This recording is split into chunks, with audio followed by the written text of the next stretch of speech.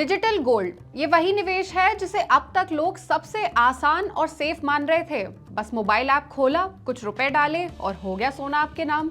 लेकिन पिछले कुछ दिनों में इसी डिजिटल गोल्ड मार्केट में हड़कंप मच गया है। जहां लोग पहले बेफिक्र होकर सोना खरीद रहे थे, अब वहीं से निवेशक तेजी से अपना पैसा निकाल रहे हैं और ये विड्रॉल की दर 3 गुना तक बढ़ गई है। लेकिन आखिर ऐसा क्या हुआ कि लोगों का डिजिटल गोल्ड पर से भरोसा उठ गया? इस सब की वजह है सेबी की एक चेतावनी। तो क्या है ये पूरा मामला, चलिए जानते हैं आज की इस वीडियो में। नमस्कार, मैं हूं सलोनी त्यागी और आप देख रहे हैं मनी 9। आज के दौर में बहुत से लोग शेयर या म्यूचुअल फंड की तरह ही मोबाइल ऐप से डिजिटल गोल्ड खरीदते हैं। मतलब आप 100, 200, 500 या जितनी भी छोटी रकम चाहे डालिए और उसके बदले उतने वजन का सोना आपके नाम पर डिजिटली दर्ज हो जाता है। कई फिनटेक ऐप्स जैसे जार, गुल्लक, पेटीएम या फोन पे ये सुविधा देते हैं।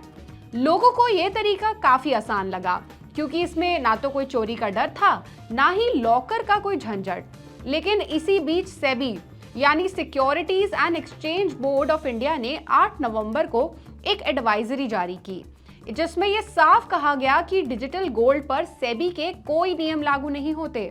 मतलब इन प्रोडक्ट्स को सेबी ना तो सिक्योरिटी मानता है और ना ही कमोडिटी डेरिवेटिव, इसलिए इन पर किसी रेगुलेटर की निगरानी नहीं होती। यानी अगर आपने किसी ऐप से डिजिटल गोल्ड खरीदा है तो कोई सरकारी संस्थान ये चेक नहीं करती कि उस वॉल्ट में सच में उतना सोना रखा है या नहीं, या फिर वो सोना कितना प्योर है।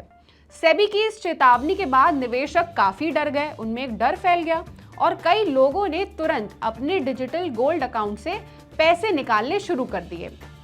कुछ इंडस्ट्री रिपोर्ट्स के मुताबिक डिजिटल गोल्ड का विड्रॉल रेट करीब 3 गुना तक बढ़ गया।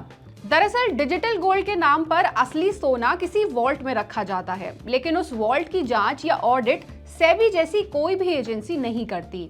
तो अगर कोई प्लेटफॉर्म गलत डेटा दिखाता है या फिर निवेशक के साथ धोखा करता है, ऐसे में निवेशक के पास शिकायत करने का कोई भी साफ रास्ता नहीं होगा।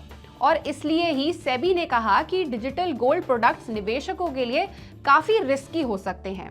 इस पूरे मामले पर जार और गुल्लक जैसे ऐप्स का कहना है कि वो खुद सोना नहीं संभालते, बल्कि ऑथराइज्ड लॉजिस्टिक पार्टनर्स के जरिए वॉल्ट में गोल्ड रखवाते हैं। उनके मुताबिक वो सिर्फ टेक्नोलॉजी प्लेटफॉर्म हैं जो यूजर्स को सोने में निवेश करने का मौका देते हैं। लेकिन सबसे बड़ा सवाल यही है कि अगर ये प्लेटफॉर्म किसी रेगुलेटर के दायरे में आते ही नहीं है तो गलती या धोखाधड़ी के केस में जिम्मेदारी आखिर किसकी होगी? अगर आपके पास भी डिजिटल गोल्ड है तो अब थोड़ी सावधानी बहुत जरूरी है। आप जिस प्लेटफॉर्म का इस्तेमाल कर रहे हैं उसका लाइसेंस जरूर जांचें और अगर आप गोल्ड में नया निवेश करना चाहते हैं तो रेगुलेटेड ऑप्शंस को ही चूज करें।